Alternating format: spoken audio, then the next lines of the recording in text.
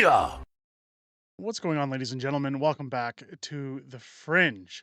This week's been a really weird week when it comes to politics, and I know a lot has happened. But one thing that's starting to raise questions, that's starting to raise that when we look at pandemics, when we look at the fear mongering that goes on from the government, in all needs for controls. We've heard people talk about things like trails in the sky. We've heard people talk about different practices that we're going to be put into place to try and keep control. That's the key of the game.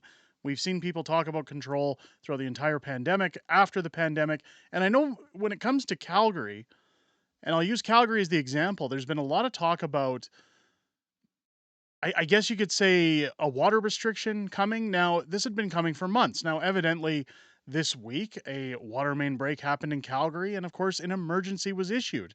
The emergency alert system went on everybody's cell phone and woke everybody up at about 5:30 in the morning, Thursday morning this week. And of course, the city said, well, one neighborhood has had a water main break, so the whole city now cannot use water. You're told to boil water, you're told to not shower, not do your dishes. But here's the problem we have. I'm going to get into that.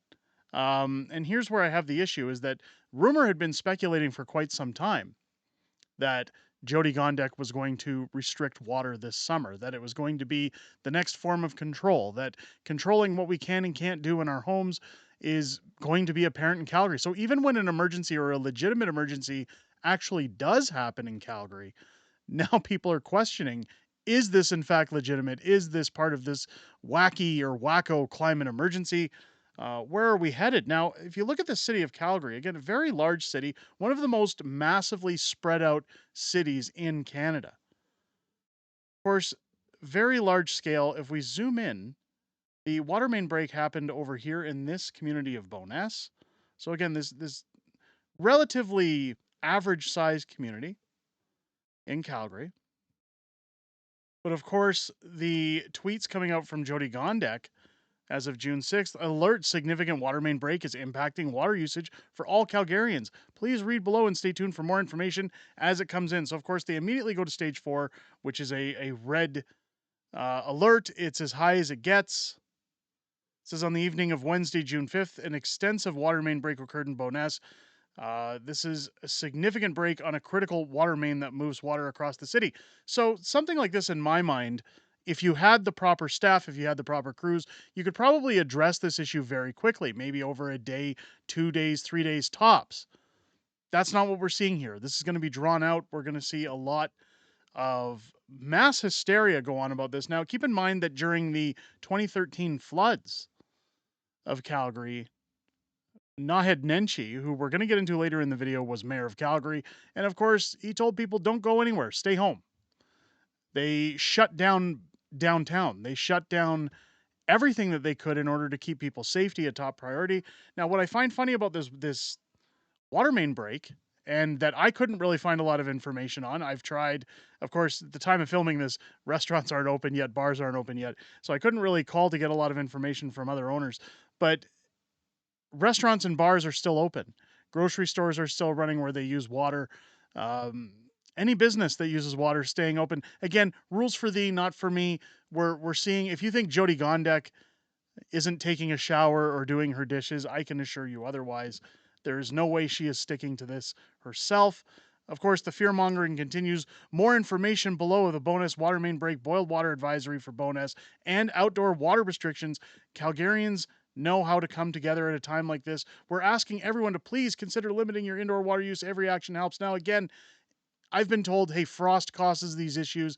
There are legitimate reasons this happens. I'm not here to really debate that. I'm talking about the warnings of Jody Gondek restricting Calgarians' waters coming out for months. People have been talking about this for months. And while it's at the precipice, all of a sudden, at a time where people are going to be outside using their sprinklers, people are going to be getting ready for summer holidays, of course, Jody Gondek just happens to have this main break. I'm not suggesting that the city went out of their way to break a water main.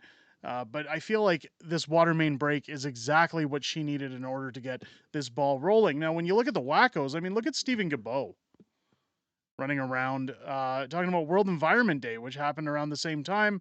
And of course, he's all dressed up.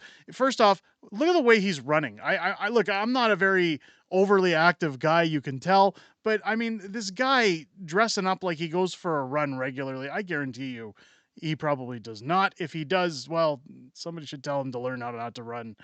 So, weird, I guess you could say. Let's take a look to what he's quacking about here. This week is Environment Week, and I wanted to share with you some of our beautiful Canadian landscape, but also the top 5 things we're doing to help protect this beautiful Canadian environment and ensure generational fairness with our kids and grandkids. We're investing in tomorrow's economy today. Critical mineral, EV batteries and plant, green steel and aluminum, cement, creating tens of thousands of jobs that will be with us for decades to come. We're cutting plastic pollution, banning some harmful single-use plastic, and making sure industry is responsible for its plastic pollution. We've released Canada's most detailed climate change plan, and in fact, our greenhouse gas pollution is the lowest it's been in 25 years. We're below pre-pandemic level. Our plan is working. There's still much more work to do, but together we can get there. We're holding big industries accountable for their pollution and its impact on our communities and the environment. Did you know that we're leading Canada's largest conservation campaign, making sure that we protect at least 30% of our lands and waters by 2030, reversing biodiversity loss? Bit by bit, we're getting there. Despite the doubters, we are setting the foundation to create more resilient, stronger communities. Let's work together so that we can have a brighter, healthier, cleaner future for all. So I don't know what was going on with the audio there. I don't know why it's delayed like that. I thought it was something to do with the video. It almost sounds like AI voice in there, but so maybe Stephen was speaking French throughout the video. But again, you have the wind coming in on the mic. I'm not sure what was happening, but of course, very cryptic talk. Of course, he addresses 2030. He talks about how we're the cleanest we've ever been. Well, that has nothing to do with a carbon tax. That Canada's global emissions is only about 2% in contrast to everyone else on the planet when you compare us to countries like India, China, other places that are mass polluters.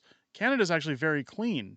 When you look at our very large forestry that spreads across the country that actually sucks up the carbon, we're actually carbon positive. But you'll never hear them talking about that. Of course, Stephen Gabot doing his weird running again. Am I the only one who thinks he's running a little weird? Like it's like he's trying to show that he goes for runs that he's healthy, but he probably doesn't. Like I don't know. It just maybe it's because he's old. But of course, Marty up north chiming in. The city of Calgary just created an emergency. Of course, if you allow the government to break the law just because of an emergency, they will always create an emergency to break the law, and that's what we're seeing as things like this unroll in Calgary. Now, to say whether or not this is going to happen in other Canadian cities throughout the summer, I'm not sure. But of course, Marty up north again tweeting out, it gets better. The city of Calgary just issued a fire ban. Now, again, if you look at it in realistics, if you don't have water, if you don't want the fire department using hydrants, of course, you don't want fires breaking out. So, of course, you would probably call a fire ban. But this is all, again, questionable. At the very least, questionable control. Again, the rumors have been circling for months that Jody Gondek was specifically going to try to limit water, despite the fact that we've had record rainfall this year. We've had a lot of rain since April. The mountains have lots of snow on them. We're not seeing any forms of drought. We're not seeing any. So why the ban? Why does one neighborhood in a city of almost 2 million people constitute the entire city shutting down?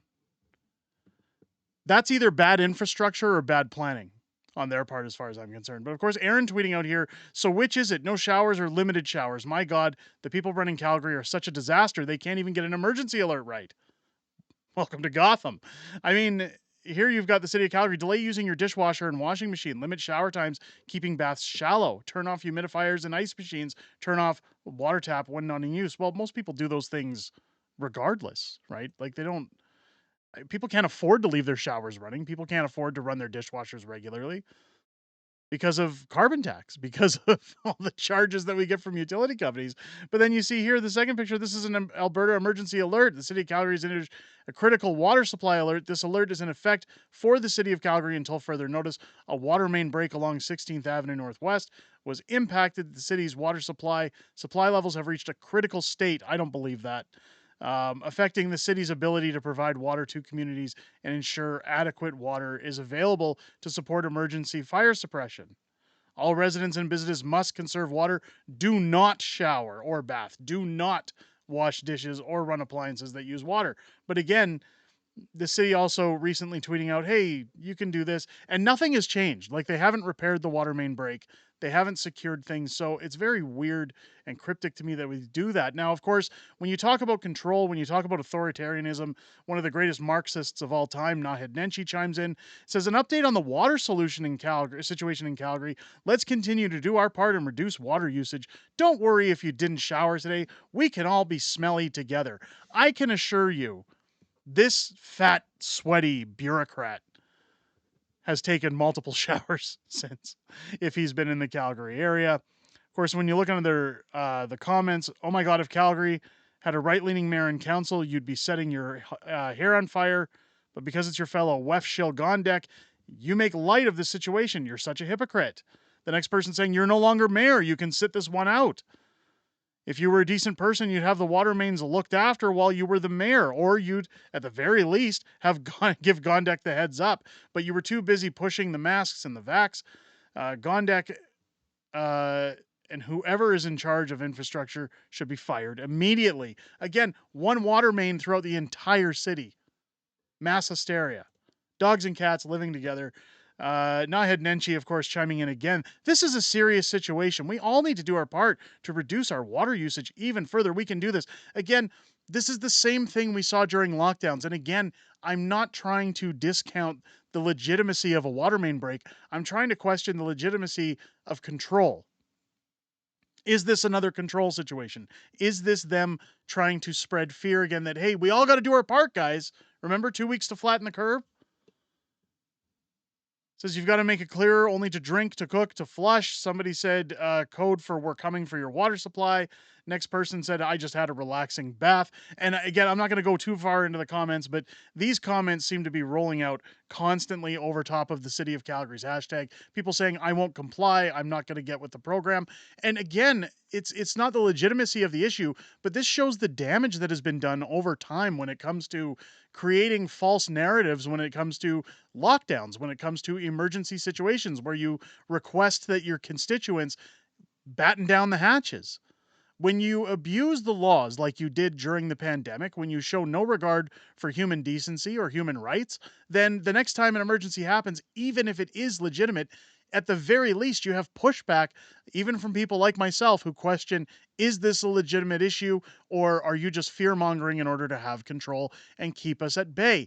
Let me know what you guys think down below in the comments. I don't know where things are going to head for Calgary. Again, it's going to be interesting to see over the weekend as things get hot. I know even in our neighborhood, we have a local water park. My kids were looking forward to going there this weekend. It looks like that won't happen because of this water main break issue. But nobody's reducing my costs for that water park. Nobody's reducing my taxes. Nobody's telling me they're going to fix things at an adequate pace. It's just everybody locked down. Don't question anything. Trust us. Everything's fine. I don't think so. Let me know what you guys think down below. If it's your first time here, I hope this video has earned your subscription. As you're clicking that button, don't forget to hit the bell for notifications. Join us live every Friday here on the channel for our live show, Friday Night Fringe at 6 p.m. Pacific, 8 p.m. Central, where we go over everything that's happened this week in politics, everything coming up in the next week, and a little bit of back and forth within our community. I enjoy listening to everything you guys have to say in those streams. It's always the highlight of my week, and I look forward to seeing each and every one of you there every single Friday. I hope you guys enjoyed this video and have a great rest of your day. I'll catch you on the next one.